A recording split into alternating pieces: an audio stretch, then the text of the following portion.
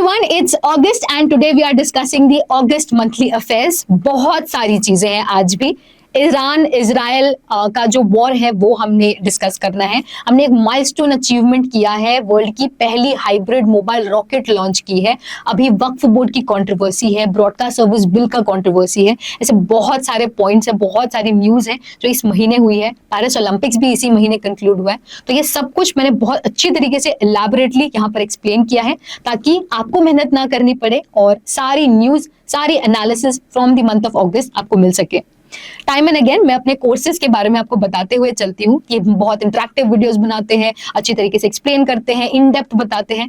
But जब मैं कह रही हूँ तो शायद आप तक वो पहुंच नहीं पाता है because of course paid enrolled users को ही वो कंटेंट मिल पाता है। So to bridge this gap I have provided a link in the comment section below. Pin comment आप चेक कीजिएगा, उसके अंदर आपको सभी डेमो वीडियोस मिल जाएंगे जो हम हमारे कोर्सेज के अंदर बनाते हैं।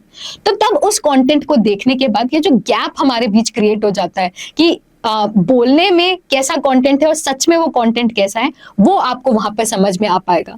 सो I would highly recommend you to check the comment section below because with that वो जो ट्रस्ट फैक्टर वो थोड़ा बिल्ड हो पाएगा and it might even help you with the courses because हमारे कोर्सेज बहुत ज्यादा एक्सपेंसिव नहीं है। They will actually help you, they are even affordable and with that आपकी मदद भी हो सकती है क्योंकि यहाँ आपको पीडीएफ भी मिलता है, यहाँ पे आपको वीडियोज भी मिलते हैं, बहुत सारे एमसीक्यूज भी हम लोग प्रोवाइड करते हैं। तो आपके करंट अफेयर्स की प्रॉब्लम सॉल्व होने की प्रोबेबिलिटी यहाँ बहुत ज्यादा हो जाती है।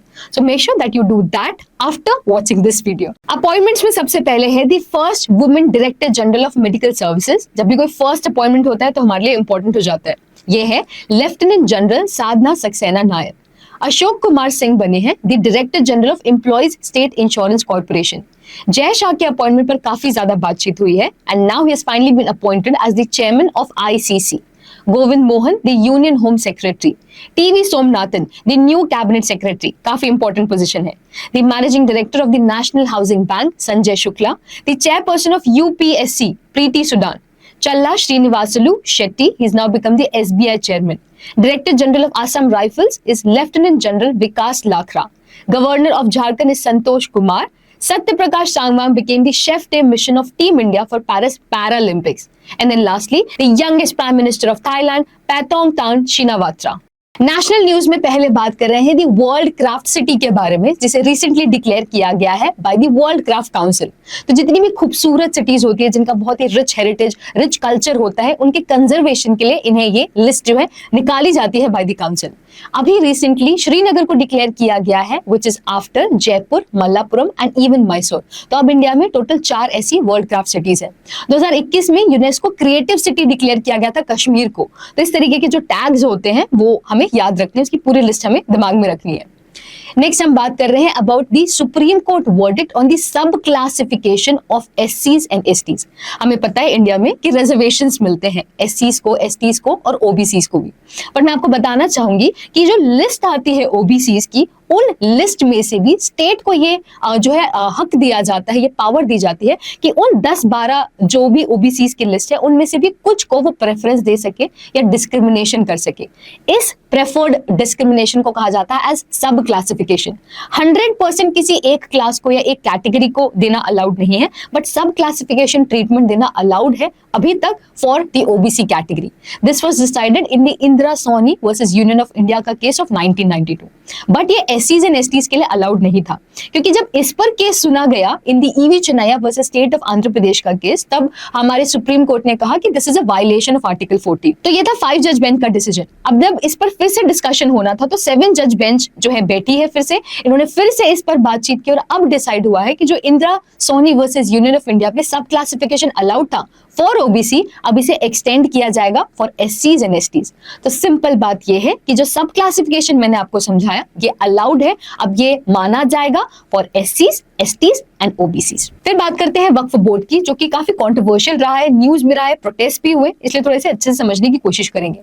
मुस्लिम कम्युनिटी में डोनेशन जो है इसे काफी पायस माना जाता है और काफी यहाँ पे डोनेशंस होते हैं, पैसे या फिर प्रॉपर्टीज भी।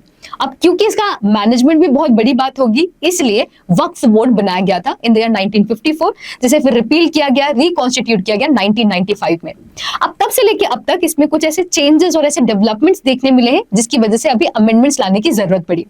पहली प्रॉब्लम बताई जाती है जेंडर नॉन इंक्लूसिविटी की। अब क्योंकि पूरे बोर्ड में मोस्टली मेन ही है, मुस्लिम मेन, यहाँ पे फीमेल पार्टिसिपेशन नहीं है, इसलिए मोर एम्पावरमेंट के लिए, मोर इंक्लूजन के लिए नया अमेंडमेंट में एक जो प्रपोजल है वो ये है कि 2 Muslim women will be part of the board. Next चीज जो यहाँ प्रॉब्लमैटिक बताई जाती है वो है the scope of autonomy that the board practices. ऐसा बताया जाता है कि कोई भी अगर प्रॉपर्टी बोर्ड के अंदर आ जाती है जुरिस्डिक्शन में तो फिर वो बाहर नहीं ली जा सकती और उसका स्कोप वहीं खत्म हो जाता है। इसका मतलब चाहे वो प्रॉपर्टी किसी भी रिलीजन की हो, किसी और पर्पस की हो, अगर वो आ गई बोर्ड के अंदर तो फिर वहां से निकलना बहुत मुश्किल हो जाता है।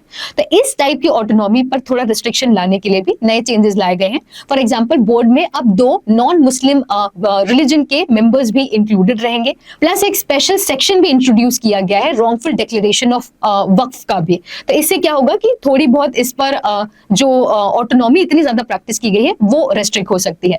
तो of course this is taken as a restriction to the power and the autonomy of the board, जिस वजह से एक टसल देखने मिली है and therefore the conflict as well. फिर मैं आपको बताना चाहूंगी about the 5 years of abrogation of article 370 and article 35A। आज की डेट में जो हम जम्मू कश्मीर देख रहे हैं ये 2 हिस्सों में डिवाइडेड है इन 2 पार्ट्स एज यूनियन टेरिटरी। पर आज से 5 साल पहले ये एक स्टेट था all together, but a very special state.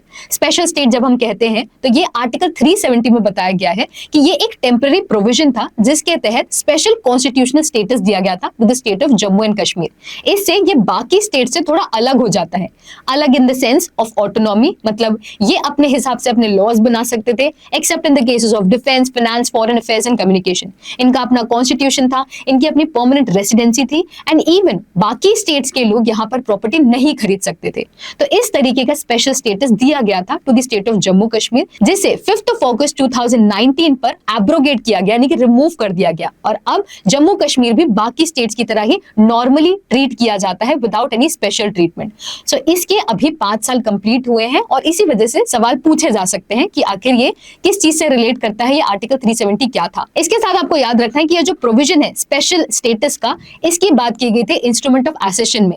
ये एसेशन साइन किया गया था महाराजा हरि सिंह जो कि जम्मू कश्मीर के राजा थे with the government of India as well. तो इन दोनों के बीच में जो एसेशन था उसमें इसकी बात की गई थी। Next is the broadcast service bill जो ministry of information and broadcasting ने प्रिपेयर किया था और ये पब्लिक किया था, जिसके बाद काफी ज्यादा कंट्रोवर्सीज हो गई और इसे रिपील कर दिया गया। बट आखिर किस बारे में था थोड़ा सा वो समझ लेते हैं। तो ये रिप्लेस करने वाला था टेलीविजन नेटवर्क एक्ट ऑफ 1995 को, और इसके तहत जितने भी इंडिपेंडेंट क्रिएटर्स होते हैं, चाहे वो इन्फ्लुएंसर्स हो, सोशल मीडिया के पेजेस हो या फिर यूट्यूब क्रिएटर्स हो, उन्हें डिजिटल न्यूज ब्रॉडकास्टर की कैटेगरी में रखा जाएगा और उन पर थोड़े रेगुलेशंस भी लागू किए जा सकते हैं बाय द गवर्नमेंट। अब क्योंकि ये सीधा सीधा freedom of speech and expression का वायलेशन था, इसलिए बहुत ज्यादा डिबेट हुआ और इसे फिर वापस ले लिया गया है। फिर गवर्नमेंट ऑफ इंडिया ने रिसेंटली यूनिफाइड पेंशन स्कीम को लागू करने की बात की है फॉर गवर्नमेंट एम्प्लॉइज इफेक्टिव 1 अप्रैल। तो ये उन पर लागू होगा जिन एम्प्लॉइज ने 1 जनवरी 2004 के बाद ज्वाइन किया है। इसमें बहुत सारे फीचर्स बताए गए हैं जो नेशनल पेंशन स्कीम से थोड़े अलग भी हैं, जैसे कि यहाँ आपको 25 साल की सर्विस करने के बाद आपको अश्योर्ड पेंशन मिलेगी of 50% of the average basic पे। अगर आपकी 10 से 25 साल की रही है सर्विस तो वो प्रोपोर्शनेट हो जाएगा। अगर डिमाइस हो जाती है, डेथ हो जाती है, तो 60% ऑफ द पेंशन आपके फैमिली को मिलेगी। 10 साल की अगर आपकी सर्विस हो जाती है तो आपको मिनिमम 10,000 का जो पेंशन है वो मिलेगा ही। और भी बहुत सारे फीचर्स हैं, जैसे ये इन्फ्लेशन इंडेक्स्ड रहेगा, आपको लमसम पेमेंट भी मिलेगी एट सुपर एनुएशन, और यहाँ पे एक्स्ट्रा फाइनेंशियल बर्डन नहीं है। जैसे एनपीएस में आपका 10% और गवर्नमेंट का 14% होता था, यहाँ पे गवर्नमेंट का 18.5% इंक्लूड होने वाला है। तो इस तरीके के फीचर्स रिलेटेड क्वेश्चंस आ सकते हैं। अब क्योंकि स्कीम की ही बात कर रहे हैं तो let me also tell you about the national handloom development programme. ये मिनिस्ट्री ऑफ टेक्सटाइल ने लॉन्च किया है। इसके तहत जितने भी हमारे हैंडलूम ऑर्गेनाइजेशंस हैं उन्हें अपग्रेड करने की बात की गई है कि उन्हें थोड़ा टेक्निकल सपोर्ट दिया जाए, उन्हें सोलर लाइटिंग दी जाए, उन्हें जो है इंफ्रास्ट्रक्चर और बेटर दिया जाए, मार्केटिंग दी जाए, उसकी बात की गई है अंडर दिस पर्टिकुलर प्रोग्राम। फिर हमने क्योंकि अभी जम्मू कश्मीर की बात की थी तो उसी से रिलेटेड एक अपडेट है। लद्दाख जो कि अब एक यूनियन टेरिटरी है, इसकी अब 5 नई डिस्ट्रिक्ट्स अनाउंस की गई है bye the ministry of home affairs. ये 5 डिस्ट्रिक्ट्स हैं जांस्कर, द्रास, शाम, नुब्रा एंड चांगथांग। सीधा सीधा क्वेश्चन आ सकता है which of the following is, which of the following is not, या which of the following union territory got 5 new districts. फिर बात करते हैं about a new milestone that India's space industry recently achieved. हमने दुनिया का पहला मोबाइल हाइब्रिड रॉकेट लॉन्च किया है, रूमी 1। ये एक माइलस्टोन अचीवमेंट है, develop by Chennai based startup space zone in collaboration with the Martin group. अब जब हम कहते हैं कि हाइब्रिड रॉकेट है तो इसका मतलब क्या होता है? इसका मतलब ये होता है कि जो भी प्रपल्शन या जो प्रोपेलेंट्स यूज होने वाले हैं थ्रस्ट के लिए, वो सिर्फ एक मटेरियल या एक स्टेट के नहीं होंगे, वो 2 स्टेट के होंगे, solid plus liquid and gaseous. तो इससे काफी ज्यादा जो है सेफ एनवायरनमेंट क्रिएट होता है for the space. It is also controllable and it is also restartable. इसकी अपनी प्रॉब्लम भी होती है, for example low regression rate, but it is a milestone achievement, it is the first of a kind that we have created. इसी industry से related एक और news है that the ministry of external affairs and the new space India limited, जो कि commercial arm है इसरो का, इन्होंने एक एमओयू साइन किया है to facilitate the launch of Nepal की सैटेलाइट। अब क्योंकि हम पहली बार नेपाल की ऐसी कोई सैटेलाइट लॉन्च कर रहे हैं, इसलिए मैं इसके बारे में स्पेसिफिकली बात कर रही हूँ। सैटेलाइट का नाम है मुनाल सैटेलाइट, डेवलप की गई है indigenously by the Nepali students, ताकि डेटाबेस क्रिएट हो सके अर्थ के सरफेस वेजिटेशन डेंसिटी का। फिर इंडिया में पहली मल्टीनेशनल एयर एक्सरसाइज होस्ट की गई है, तरंग शक्ति। अब क्योंकि ये पहली बार है तो इसका नोट हमें रखना ही है। एक्सरसाइज उदारा शक्ति इंडिया और मलेशिया के बीच में, एक्सरसाइज मित्रा शक्ति इंडिया और श्रीलंका के बीच में। And then lastly let's conclude the national news category, जो काफी लंबी अभी हो चुकी है, with the news about 15th of August. 15th of August हम सभी को पता है, हम इंडिपेंडेंस डे की तरह सेलिब्रेट करते हैं। This signifies the birth of India as a free and independent nation. इस दिन काफी सारे इवेंट्स होते हैं, for example the arrival of prime minister, guard of honour होता है, फिर होइस्टिंग होती है हमारे नेशनल फ्लैग की इन रेड फोर्ट, तो ये क्वेश्चन भी पूछा जा सकता है। फिर नेशनल एंथम होता है, जन गण मन होता है, अकम्पनीड बाय 21 तोपों की सलामी, जो कि एक ट्रेडिशनल मिलिट्री ऑनर है। फिर हमारे प्राइम मिनिस्टर की एक स्पीच होती है, और इस बार की थीम भी यहीं पर बताई जाती है। तो हमारी थीम है विकसित भारत, यानी कि 2047 तक हम एम करते हैं कि जब 100 साल हमारे कंप्लीट हो जाए इंडिपेंडेंस के, हम एक डेवलप्ड नेशन बन जाए। तो उसी थीम की यहाँ बात की गई है। प्लस यहाँ पर अनाउंस किया गया था किसान की बात, एक इनिशिएटिव के बारे में, गवर्नमेंट रेडियो प्रोग्राम के बारे में, जिससे फार्मर और साइंस के बीच का गैप जो है भरा जा सके। इंटरनेशनल न्यूज कैटेगरी में सबसे बड़ी न्यूज जो इस महीने की रही थी वो थी बांग्लादेश प्रोटेस्ट। बांग्लादेश में काफी ज्यादा प्रोटेस्ट हमने देखे, जिसकी वजह से वहां के प्राइम मिनिस्टर को वहां से भागना पड़ा। She had to seek asylum in India. So we have to understand कि आखिर यहाँ पे हो क्या रहा था। Let me just brief you, वहां पे मेजर रीजन किस बारे में है। It's the student protest. It all started with 1971 का इंडिपेंडेंस। सो 1971 में बांग्लादेश को इंडिपेंडेंस मिल गई। यहाँ पे फादर ऑफ द नेशन कहे जाते हैं शेख मुजीबुर रहमान जी। तो जिन लोगों ने मेहनत की थी देश को आजादी दिलाने में, उन्हें as a token of appreciation देते हुए शेख मुजीबुर रहमान जी ने रिजर्वेशंस अनाउंस किए उन लोगों को जिन्होंने लड़ाई की है वॉर में, और ये दिया गया in public services, in education, in jobs as well. तो ये जो प्रिविलेज था, ये धीरे धीरे दूसरी आगे जनरेशंस को भी मिलने लगा, second generation, third generation as well. तो ये एक matter of fact, a matter of frustration होने लगा फॉर द स्टूडेंट्स कि उन्हें एक्चुअली बेनिफिट्स मिल रहे थे जो एक्चुअली जिन्होंने पार्टिसिपेट किया भी नहीं है वॉर ऑफ इंडिपेंडेंस में। तो इस वजह से बीच बीच में स्टूडेंट प्रोटेस्ट होते ही रहते थे। शेख मुजीबुर रहमान जी के बाद इनकी बेटी आई शेख हसीना, जो कि करंटली यहाँ की प्राइम मिनिस्टर रह चुकी है और अभी अपना 5th टर्म सर्व कर रही थी। अब क्योंकि बहुत ज्यादा प्रोटेस्ट होने लगे थे, तो धीरे से उन्होंने इस पर्टिकुलर रिजर्वेशन पॉलिसी को हटाने का डिसीजन लिया। बट फिर हाई कोर्ट ने वहां के इस पॉलिसी को रीइंस्टेट कर दिया। सुप्रीम कोर्ट ने उसे हटाने का डिसीजन लिया। बट बात इतनी ज्यादा बढ़ चुकी थी कि अब वहां के स्टूडेंट्स ने डिसाइड किया कि they won't literally stop, they will only stop after the removal of the prime minister. इस वजह से they stormed at the residence of the prime minister. She was left with no choice but to flee the country. So overall यहाँ पे reservation और student related जो agitation है उसकी वजह से problems हमें देखने मिली इन बांग्लादेश। फिर बात करते हैं मिडिल ईस्ट रीजन के chaos की। अभी कुछ वक्त पहले हमने सुना था कि इजराइल पैलेस्टीन के बीच में वॉर चल रही है, अल-अक्सा फ्लड ऑपरेशन हमने सुना था। अभी हमने न्यूज सुनी है कि ईरान और इजराइल के बीच में लड़ाई चल रही है। अभी जस्ट कुछ वक्त पहले और एक न्यूज आई थी कि इजराइल ने हिजबुल्लाह के ऊपर, जो लेबनान का एक पैरामिलिट्री ग्रुप है, वहां पर जो है अटैक अनाउंस कर दिया था, अटैक कर दिया था बेसिकली।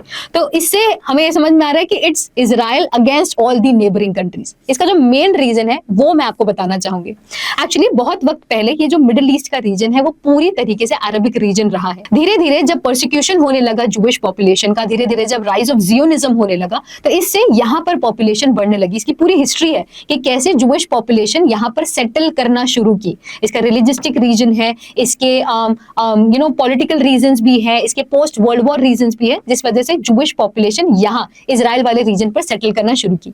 अब पूरा रीजन अगर अरबिक था और यहाँ पर जूइश पॉपुलेशन आने लगी, जिन्होंने अपना कंट्री भी एस्टैब्लिश कर दिया, बढ़िया फ्लरिश भी करने लगे, तो उससे इन्हें प्रॉब्लम होना शुरू हुई, जिस वजह से इजिप्ट और इजराइल के बीच में भी लड़ाई हुई है, पैलेस्टाइन और इजराइल के बीच में तो हो ही रही है, इस वजह से ईरान और इजराइल के बीच में भी हुई है, लेबनान के बीच में भी हुई है, सीरिया और इजराइल के बीच में भी हुई है। So they have been all attacking Israel for the longest time, और यही अकेले ये लड़ाई किए जा रहे हैं। अभी इसका one of the events of the history जो इतने टाइम से हो रहा है वो अभी फिर से एक और हमने देखा।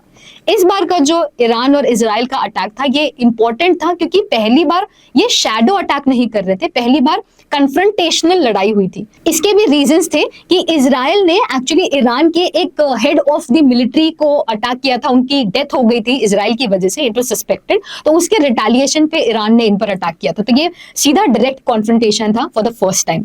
हिजबुल्लाह की बात करूं तो अगेन वही अरब वाला ही रीजन था, बट वहां की एक पैरामिलिट्री ग्रुप है जो प्लान कर रही थी अटैक अगेंस्ट इजराइल। ये पहले से यहाँ इन्हें समझ में आ गया और इन्होंने उन पर ही अटैक कर दिया। तो ये काफी एक वॉर जोन लाइक सिचुएशन चल रही है मिडिल ईस्ट के रीजन में, जो कुछ ना कुछ वक्त में हमें अपडेट मिलता जाता है। वी रियली होप कि ये जल्दी से जल्दी सॉल्व हो सके। बट अगर आप समझना चाहते हैं कि ईरान इजराइल का सिचुएशन क्या है और ईरान पैलेस्टीन का सिचुएशन क्या है, हिस्ट्री क्या है, तो do drop me a comment. I get 25 comments and I बिल्कुल share you a course video जो हमने पेड कोर्सेज में किया है, जिससे आपको पूरी क्लैरिटी मिल सके, पूरा का पूरा अंडरस्टैंडिंग हो सके कि इनकी हिस्ट्री क्या और कैसी रही है। Next news is about prime minister Modi's historic visit to Ukraine. Narendra Modi visited this region in the war zone region basically. तो रशिया यूक्रेन पर भी आपस में इनकी वॉर चल रही है, जिसके बीच में प्राइम मिनिस्टर मोदी यहाँ पर पहुंचे। इसमें इंपॉर्टेंट चीज हमें जानना है अबाउट द भीष्म क्यूब्स। तो this cube was handed over by prime minister Modi to the president Volodymyr Zelensky of Ukraine. ये जो भीष्म क्यूब है, this is the Bharat health initiative for Sahyog, Hita and मैत्री। ये करीब 20 किलो का है, जिसमें एसेंशियल मेडिसिन, मेडिकल इक्विपमेंट्स और सप्लाईज हैं। इससे क्या है कि इजीली ट्रांसपोर्ट भी किया जा सकता है और जहां जरूरत है वहां इसे पहुंचाया जा सकता है। तो ये एक हिस्टोरिक विजिट आपको पता होना चाहिए। And then lastly you should know about the Polaris Dawn mission, जो स्पेसएक्स का मिशन होने वाला है, वर्ल्ड का पहला स्पेस वॉक मिशन होने वाला है। इसे लीड किया जा रहा है बाय अमेरिकन बिलियनर जैरेड आइजकमैन, और इसका एम है कि वर्ल्ड का पहला जो प्राइवेट स्पेस वॉक है वो कंडक्ट कर सके, जो स्पेस सूट्स हैं उन्हें भी टेस्ट किया जा सके। Next is the sports category. Sports में सबसे बड़ा इवेंट रहा है पेरिस ओलंपिक्स 2024। तो पहले मैं आपको कुछ फैक्ट्स बताऊंगी और फिर इस साल के जो नए नए अपडेट्स रहे हैं वो मैं बताऊंगी। तो ये बहुत ज्यादा फैक्चुअल न्यूज मैं आपके साथ अभी शेयर कर रही हूँ। फॉर एग्जाम्पल, पहला ओलंपिक हुआ था 1896 में, पहला इंडिया का डेब्यू हुआ था 1900 में, हमने अपना पहला मेडल जीता 1952 बाय केडी जाधव, पहला gold medal in 2008 in shooting. Olympics का जो मोटो है वो है साइटस एल्टिस फोर्टिस। इसकी जो रिंग्स है वो अलग अलग कॉन्टिनेंट्स को डिनोट करती है, जैसे blue for Europe, yellow for Asia, black for Africa, green for Australia and red for America. इस साल का ओलंपिक्स हुआ पेरिस में, 2028 का होगा LA में और 2032 का होगा ब्रिस्बेन, दैट इज ऑस्ट्रेलिया में। मैस्कॉट इस बार का था फिरजिस, जिसका मतलब फ्रीडम या रेवोल्यूशन है। अब एडिशन की बात करें तो it was the 33rd edition, जिसमें डेब्यू स्पोर्ट्स थे स्केटबोर्डिंग, सर्फिंग, क्लाइंबिंग और breaking. Highest medal tally USA की थी 126 गोल्ड्स। बहुत सारे रिकॉर्ड्स भी बनाए गए, जैसे कि अरशद नदीम पहले Pakistani Olympian gold medallist, Novak Djokovic ही became the oldest tennis player to win Olympic gold, और ये 3rd ऐसे प्लेयर बने जिन्होंने करियर गोल्डन स्लैम जीता, यानी कि grand slam plus an Olympic medal. इसी में हमने विनेश फोगाट की कंट्रोवर्सी भी देखी। ओपनिंग सेरेमनी फ्लैग बेरर थे PV Sindhu, Sharath Kamal Achanta and closing ceremony में थे Manu Bhaker and PR Sreejesh. Total medals India ने 6 जीते, इन सभी ने जीते और हमारी जो मेडल टैली में रैंक है वो 71st है। फिर बात करें ICC women's T20 world cup के बारे में, जो 2024 में होने वाला है। इसका पहला एडिशन इंग्लैंड में हुआ था, इस बार का एडिशन बांग्लादेश में होने वाला था, बट अब इसके नए होस्ट हैं UAE।